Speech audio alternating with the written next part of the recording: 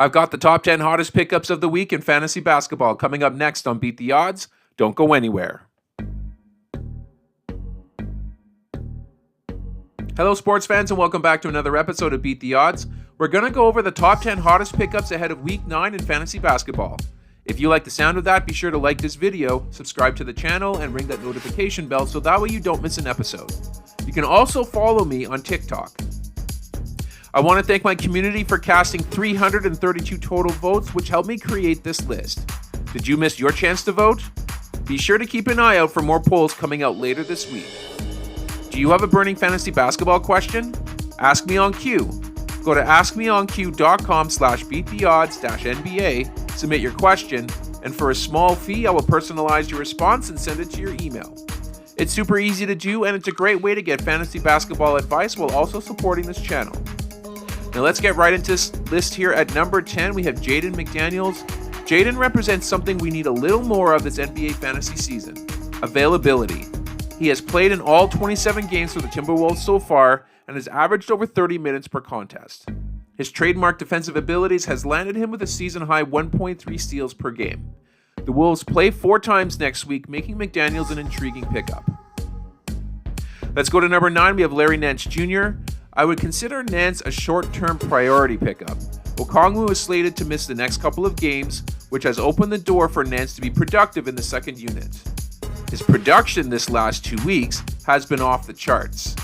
His across-the-board contributions on solid shooting percentages has led him to be the 16th most valuable player in fantasy basketball this past 14 days. Let's go to number 8. We have Yves Messi. Messi has starred on this list a few times. For those who are not familiar with him, he has been the beneficiary of an increase in playing time due to the volume of injuries the Pelicans have sustained so far this year.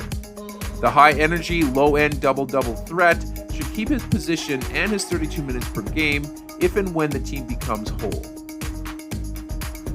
Let's go to number 7. We have Russell Westbrook. Like many of you, I had my doubts on whether Westbrook would gel with his new teammates in Denver after failed attempts with the Clippers and the Lakers. Although his shooting remains atrocious, he has been an impact player off the bench in Denver. You won't find anybody else on this waiver wire averaging 8 assists per game that would be available to pick up. Let's go to number 6. We have Dillon Brooks. Brooks is not a player that would routinely make this list since he is often overlooked on offense, but when he catches fire and his shots start to fall, he starts to garner a little more attention. I put a lot of stock in playing time, and Brooks has been inching closer to 36 minutes per game over the last couple of weeks. That's 144 potential minutes that Brooks is going to play in the 4 games he has in Week 9. Let's go to number 5. We have Kelly Oubre Jr. I place Oubre in the same category as Jaden McDaniels above, that being that it's really good to have someone who's available to play in their team's games.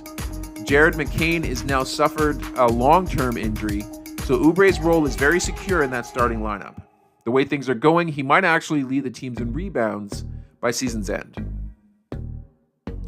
Let's move on to number 4. We have Alex Sarr. If you're in a head-to-head league, now is a great time to evaluate your roster to see if it's ready to handle the rigors of fantasy basketball playoffs.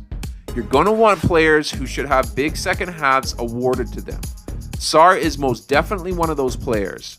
Valanciunas and Bagley, the other 2 team centers, are not priorities for this Wizards team. Sarr is, so pick him up before it's too late. Let's go to number 3. We have Ayo Dosunmu. When the Bulls traded away DeMar DeRozan, I thought that it was the start of a full-on rebuild in Chicago. Instead, the Bulls retooled by getting Josh Giddey, and it hasn't really made the team any better. Maybe Zach LaVine ends up going at the trade deadline, maybe it'll be Vucevic, but whatever the case, Dosunmu is the team's next man up. He will have a very high ceiling for the rest of this season. Let's move on to number 2. We have Goga Bitadze. Goga is rostered in only 40% of Yahoo leagues at this point. That should be much, much higher. He has emerged as the go-to starting center for the team, and that will continue to be the case once the team is healthy. Furthermore, the Magic just lost Mo Wagner for the season, solidifying their need for Bitadze to log some major minutes for this team going forward. And finally, at number 1, we have Bilal Coulibaly. Bilal, like Alex Sarr, carries a massive ceiling for the second half of the season. With the team already out of the mix and fighting for ping pong balls, they should be handing over more minutes to the young stars. Bilal has 9 straight games with at least 4 assists, and if you couple that with his ability to defend, that sets a very safe floor to go with that sky-high ceiling for the rest of the season. And that's going to do it here for this episode. I hope you guys enjoyed it. If you did, please leave a like on the video and of course subscribe to the channel for more content like this. I'm going to sign off for now, but I will catch you guys on the next episode.